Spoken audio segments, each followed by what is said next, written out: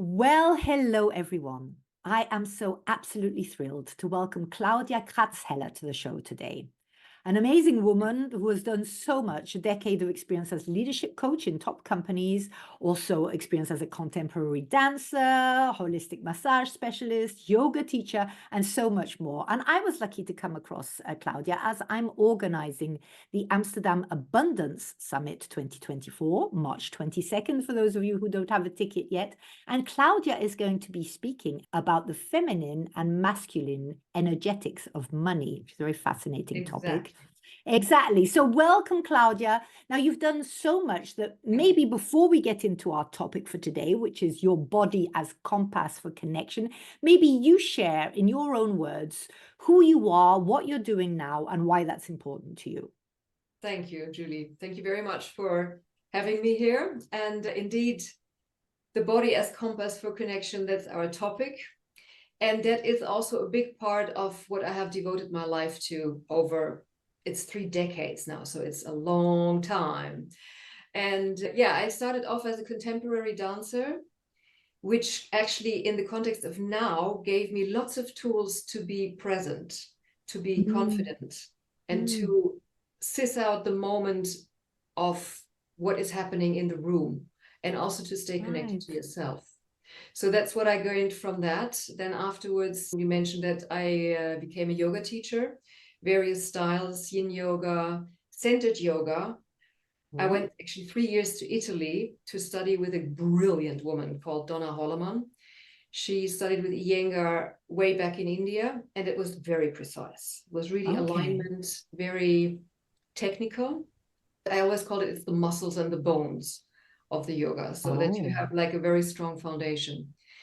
And yeah, afterwards I taught yoga for also a long time. And like you mentioned, I worked for 11 years with a company called Executive Performance Training, and we traveled the world. That was for big companies, many corporate companies. And there we zoomed in on communication styles, but always through the lens of the body and the voice. So it was for negotiations when you, for instance, pitch a new idea, or when you have a very difficult situation that you want to master. And also there, it was very much balancing the connection you have to yourself, to your own body, and of course, the breathing and the voice, but also to stay in connection. What does this situation need? The bigger context, the mission. And I enjoyed this work a lot. It was also with a fantastic team of international women.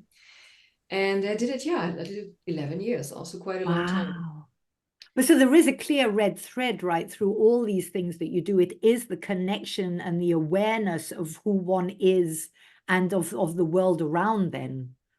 Yes, very much. And to say who one is, of course, that's also changing, but I don't want to go into philosophy straight away. It's very practical.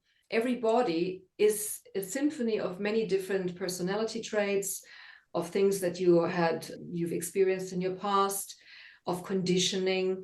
And the puzzle is to unravel that and to make it very clear and simple. And of course, working with the big companies, we had a very clear system that was not developed by me, but by a woman called Jessie Gordon. But I learned a lot from her. And I'm using parts of this wisdom in my own work because, I continue this work for individuals and also for groups. So you created your own company then at some point? Yes, I did. Body linguistics. Body linguistics. I love the sound of that. It's all, my whole thing is you deserve to be heard, but there we're talking about the linguistics also of the body, which is very fascinating. Yes. And just hearing you talk about how you put it all together like that, I think it must be a wonderful centering feeling, to feel really whole, to make the difference between indeed what's nurturing, what's conditioning, what I thought that it was, but to really, really get to the core of your body and your being. Exactly. You nail it. You nail it. It's very much about centering. I feel it, just even you talking. I feel like all the bits of me are sort of gently, lovingly coming together, that I'm less all over the place. That's wonderful. Yeah, and it's very much, it's centering, and part of the work that I've developed is really related to your center, to your pelvis. Okay. And that is one really essential part of that, because when you're really grounded there, it radiates out. And also that is very systematic and very practical. So why the pelvis? And is that only for women or also for men?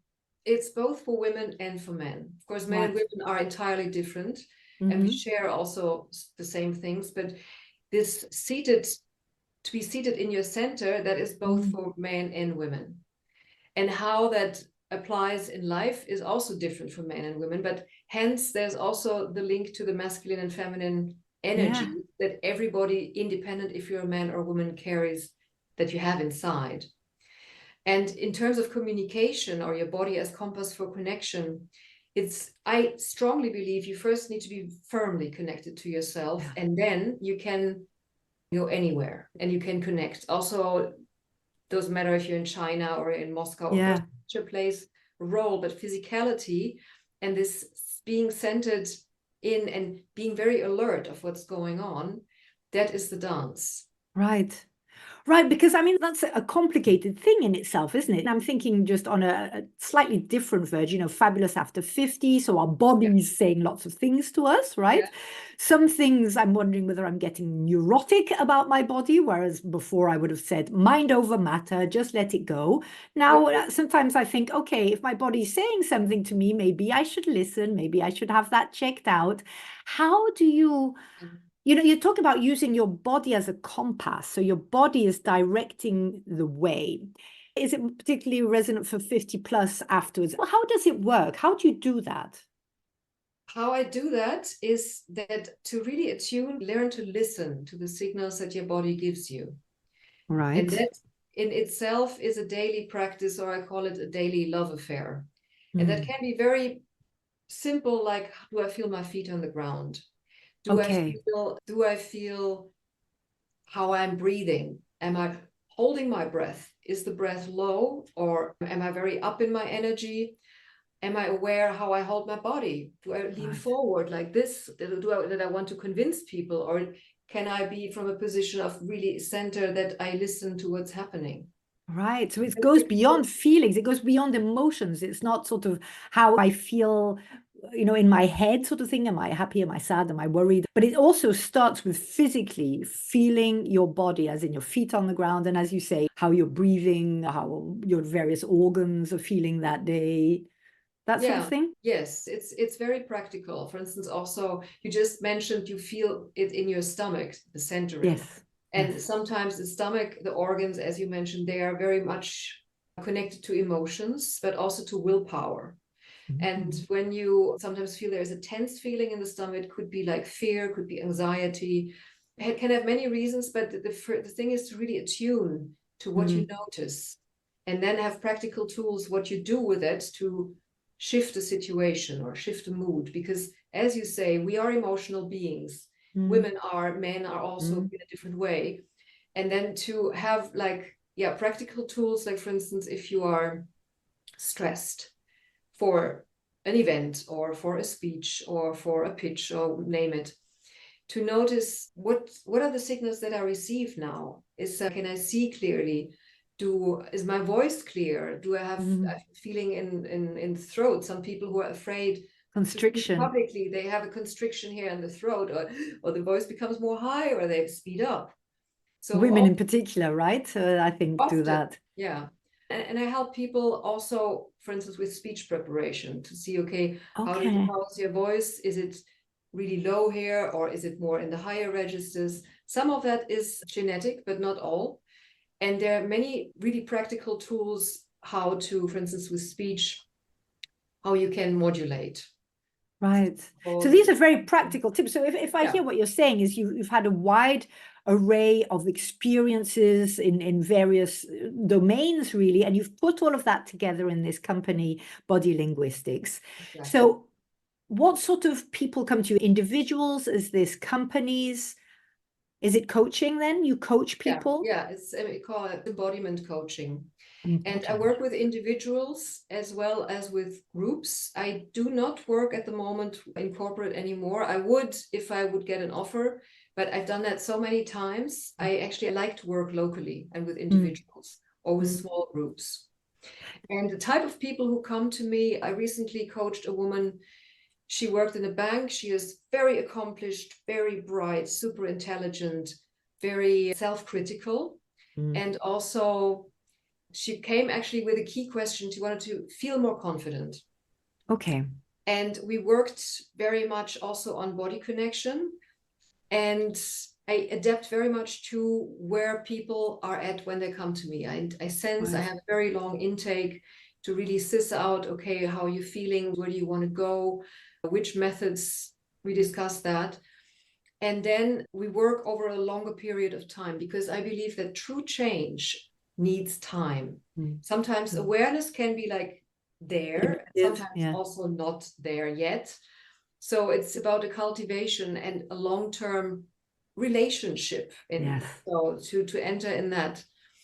And another part of the work is and also to continue with, I had another client and she wanted to be more confident to speak in public, for instance. She was very confident one-on-one, but to speak in a group setting, she was mostly listening and not daring to take the word or bring up a new idea. So to have more also confidence there to do that.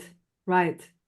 Yeah, because I mean, it covers all sorts of different levels, right? So of what you can do with this sort of thing seems like, enormous. And I mean, if I come back to my question, why have you created this body linguistics company? What was your mission in there?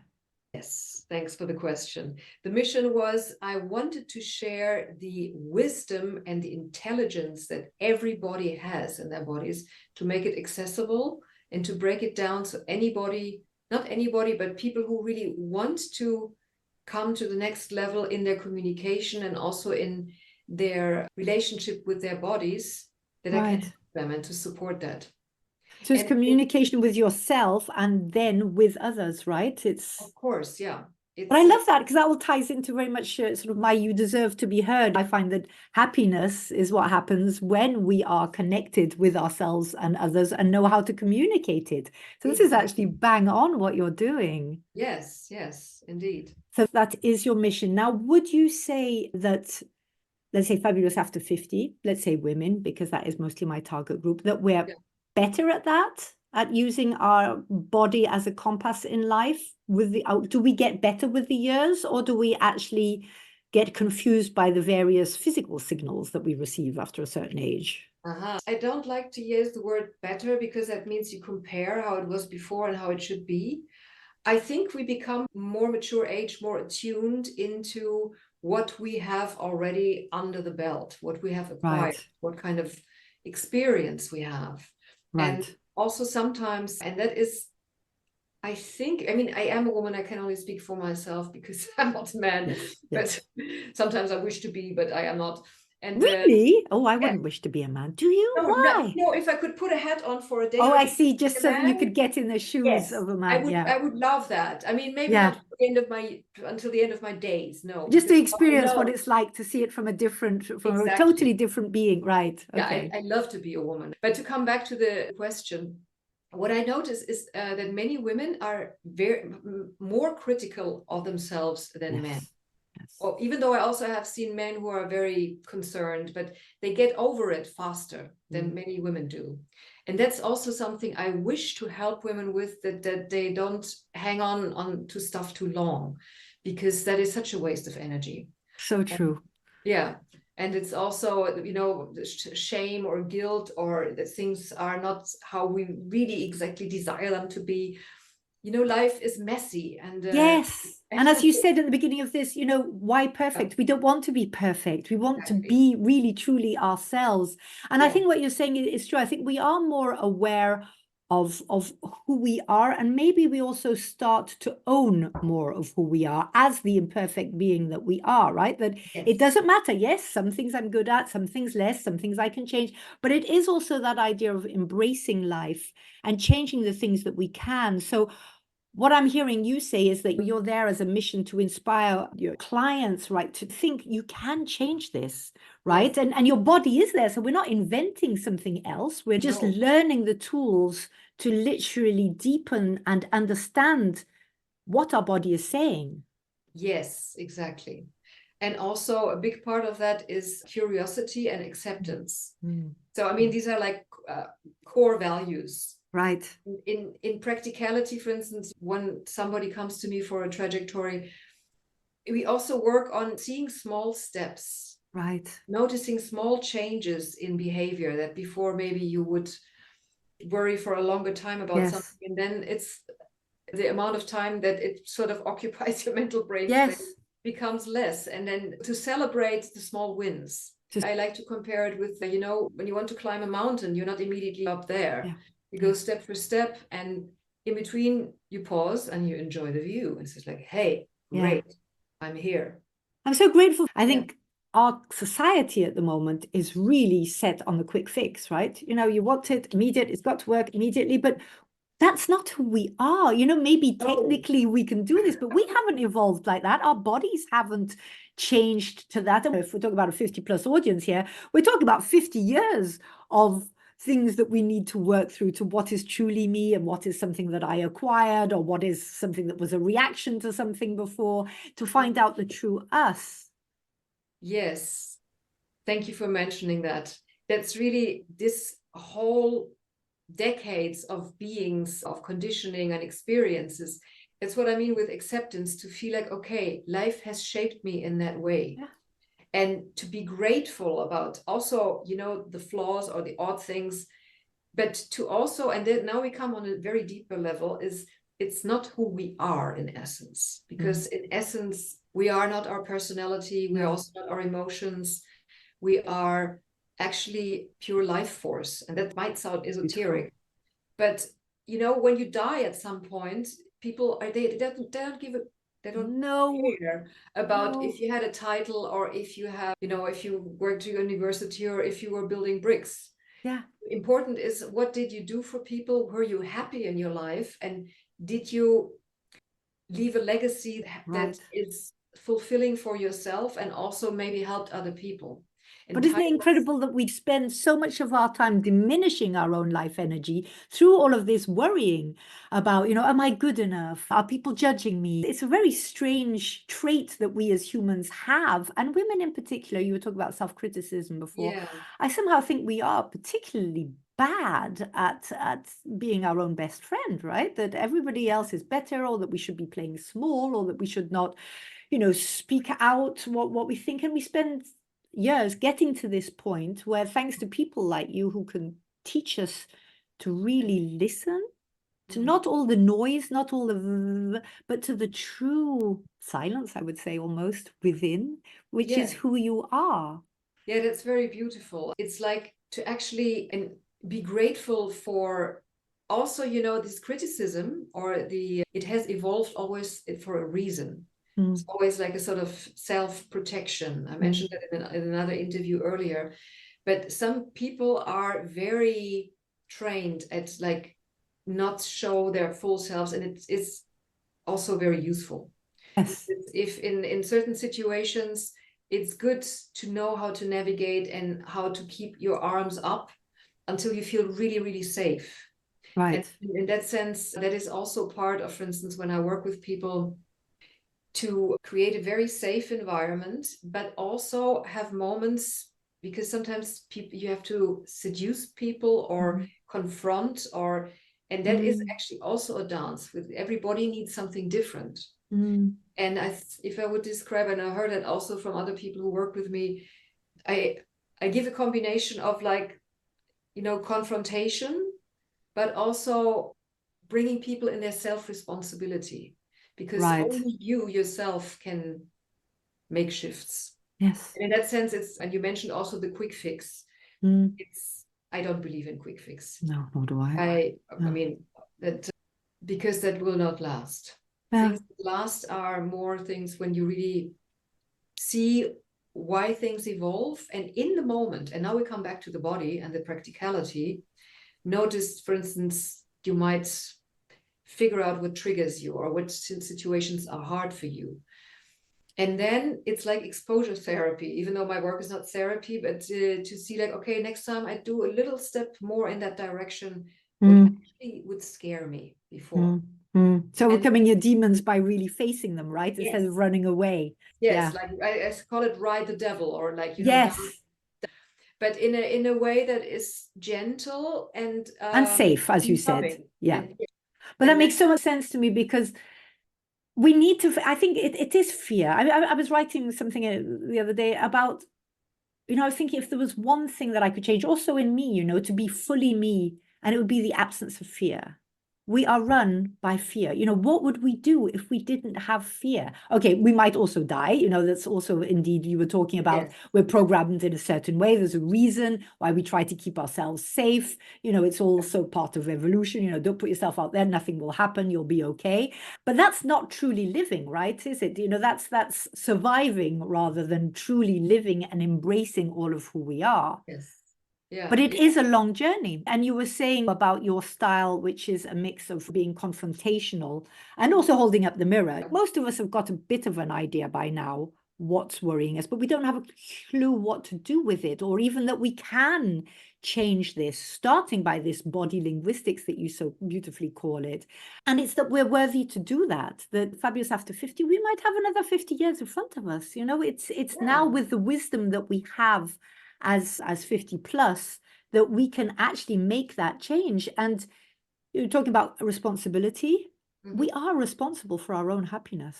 Exactly. And because no one else will make, having good thriving relationship, of course, is beautiful and private, and also like in business, that you have a fulfilling job, but it's your own responsibility to get there. And that's also and that's what I learned also from my own mentor. She always used to say, no one's going to save you. You have to be really responsible for your own path. Yeah. And to come back to the how of that is part of the work that I do is, like I mentioned before, is I call it pelvic grounding, is to really feel the power and also the safety that you have when you are comfortable with, I call it pelvic presence. That's more a self-connection. So how do you do that technically? Obviously, I'm not asking you to reveal all of your trade secrets, but No, I will how not. does one become more aware of one's pelvic connection? That is, like, for instance, to become aware of the way you stand, the way that your legs are really anatomically are in your hips, how they feed down into the ground. If you stand with small feet, if you stand wide, how you feel your feet on the ground. For instance, also if you feel like if there is tension in your pelvic area, if you are relaxed there, or if you feel not relaxed. I developed a sequence of floor exercises that you can do by yourself on the ground to really tune into that. Right. On the floor, but they can translate later in how you stand and how you actually feel support in your pelvis. So you can actually recalibrate yourself. Yeah. Without anybody actually noticing, you just adjusting.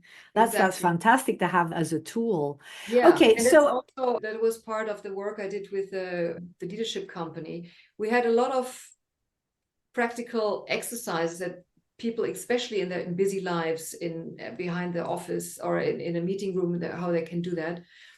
And also hands-on correction, for instance, about head position or how your shoulders are. And if you are aware of that, you can notice it. And it's not like you have to be in a certain way, but you notice, it's like you are cleaning up your house. Right. And sounds very empowering to me. Yes. Right. Yeah. And we have our bodies are there. We can't detach from them. Yeah. And also in our society nowadays, we're so much up in our head. Most of us don't have a clue what's happening down there. Maybe we talk and then it sort of more or less finishes there. We know stress or pain in different articulations and stuff like that. So it's really taking stock of all of who we are. Now, if I ask you for 3 tips, because of course, so you've mentioned self-confidence. So the sort of people who come to you, the sort of issues that they come with are things like self-confidence, right? Yeah. That's what many people come to me for. Self-confidence and, for instance, to be comfortable to speak in public. That is also something that it could be. Or if people avoid confrontation, or they have people-pleasing tendencies, or are thinking for other people. Many women do Right. that because we Yes. are so wired in the we that it's almost, you almost could feel guilty if you don't do that. But it's Right. actually, you're very entitled to own your own wishes or your desires. Yes. And you ask for 3 tips. I mean, that is like, yeah, healthy boundaries to develop that. And Healthy boundaries around our body and what do I understand from that?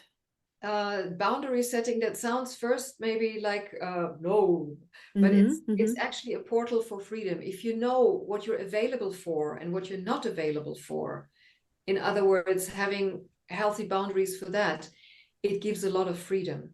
But as And in physical touch, where we let people enter our physical space, for example? it could have a form like that. How that looks like for people or is very individual, but it can be also already in a conversation to have enough space to speak up, to be heard. It could Right. be when you come into a room and people come and they want to kiss or hug you and you don't feel like doing that, Right. that you don't engage in that sort of intimacy. And you can, and also there, it's very practical how you can do that. And it's also connected to your pelvis and the grounding. Okay. That might sound astonishing, but it's all interconnected and it works. For instance, if you come into a room and there is someone who wants to hug or kiss you and you just virtually, it's a bit difficult.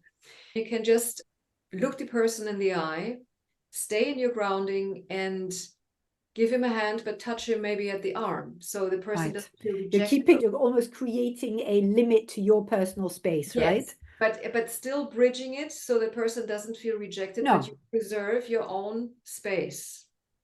And that is very handy. That is very handy. That And is especially in one, such a global community that we have nowadays, yeah. the differences in nationalities as well.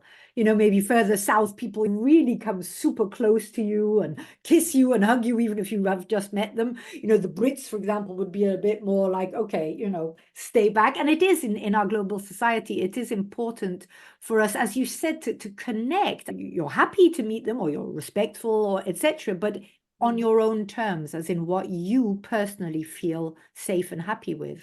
That's a In good that one. moment, in that context. It's Healthy also boundaries. very context. Yeah. Okay. What else? And secondly, really make time for your self-care and make time to spend time with people that you love. Mm. So that, Yeah, so fill up your cup a bit, right? Because especially as women, we tend to give a lot and we tend to do a lot for other people. A bit like they say in the airplane, put your own mask on first. to prioritize your self-care, because Yeah. if you're not okay or you're not in your center or not filled up, you're not very much of use for anybody. No. And you will deplete and then you can't. So. Yeah, Yeah. but to be fine with that and to actually own that. Right. And be a role model in that for others. And that can be done like just 10 minutes of taking time for yourself or your beauty care, taking time to put cream on yourself, or it can be anything like that, right? The self-care. That is also very individual. Because self-care means different things for different people. If it could be for you that you have this 10 minutes for yourself, for someone else it might mean something different. Yeah. And that can also shift over time, but that you have a routine or a ritual that you feel you can commit to and that gives you recharge. Right. And that is super important. Perfect. And a third tip? To cultivate your relationships with love and honesty. So when you feel that there is something off or there is a conflict, to not shy away from that, but to go into that. And how to do that, I can help people with that so that you in there, because many people are run by their emotions or are very prone to emotions. And it's wonderful, but to always speak there from your own experience. It's not to react straight away with a trigger, but to actually make sure that you first connect with who you are as a person so that you can respond in a way which is authentic, but still saying what you wanted to say. Yeah.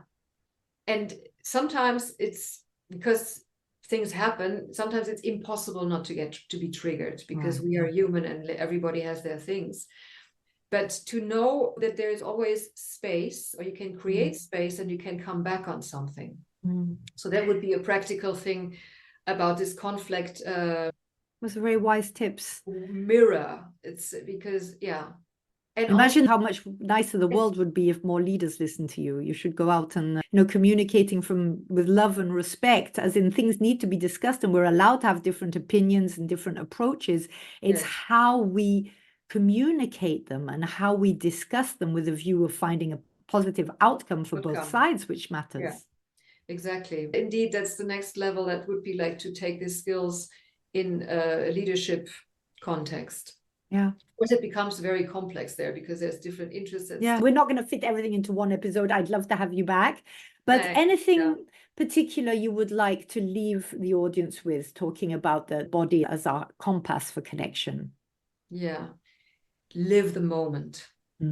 So don't wait for another opportunity. Really here and now. Notice what gives you pleasure and don't wait.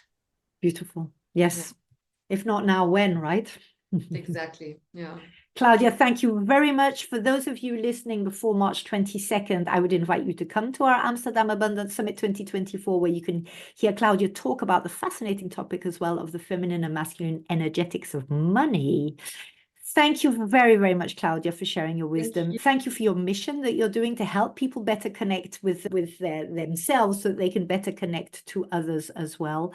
And to those of you who listened in today, listen again if you need, about what you can do. And if it's something that you want to change, I would say just act on it. Get in touch with Claudia, all her details in the show notes. And yes, let's pay attention to our pelvics, right?